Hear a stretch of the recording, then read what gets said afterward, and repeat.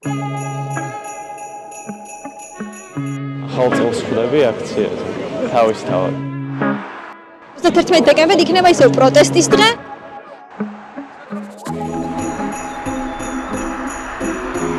ადამიანები ესე უკანონოდ თავიანთ ოჯახებთან ერთად ვერ შეხვდებიან ახალ წელს.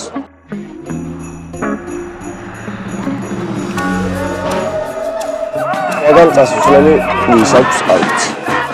გრინჩები არ ვართ და ჩვენც გვაქვს ახალი წელი.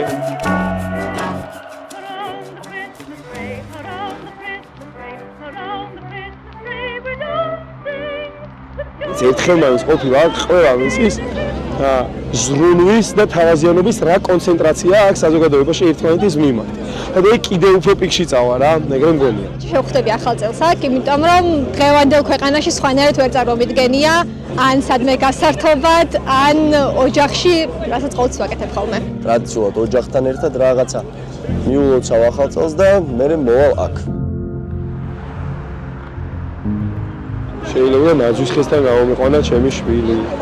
წავსულიყავით რაღაცა სოფელში, როგორც ყველა ნორმალ ქალაქში, სადღესასწაულო განწყობას შემიქმნიდა გარემოდა. ხა არება დარბის. განწყობა ერთფერს ისეთი რომ საკუთარი სახლის დაოთახიც ვართ წინ სახალხო. უბრალოდ ყოველთვის შეუძლია რუსთავაზე უნდა იდგეს საკუთარი ქვეყნისთვის. თითოეულ ადამიანს ეხლა შეუძლია გააკეთოს მაქსიმუმი აქ დგომით. ჩვენგან დამოუკიდებლად ყველა გეგმა შეიცვალა, ყველაფერი შეიცვალა და თავისთავად ცხადია, რომ ყველაფერი გადმოერთო ამ ლიანდაგზე. ეს არის ჩემი საშობაო სურვილი და საახალწლო საშობაო სურვილი და იმედი ეს მოხდება. მინდა რომ 2025 წელი იყოს ისეთი, სადაც ქართულ ადამიანს არ ექნება არაფერი გასაპროტესტებად.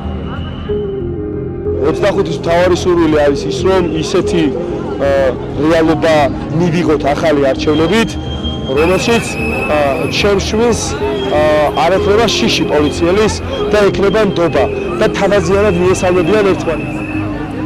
ჩემი საახალწლო სურვილი არის ევროპულ საქართველოში გაგვიძება ძალიან მალე. განთავისუფლდნენ ის ადამიანები, რომლებიც ახლა არიან საკნების მიღმა, დაუბრუნდეთ ჩვენს გზას ევროპისკენ. ჩემს საახალწლო სურვილი იყო და არის ის, რომ მალე ვიცხოვროთ მშვიდობიან თავისუფალ ევროპულ ქვეყანაში. 2025 წლისთვის ვისურვებდი, რომ ქვეყანაში ყველაფერი შეიცვალოს, პირველ რიგში მთავრობა.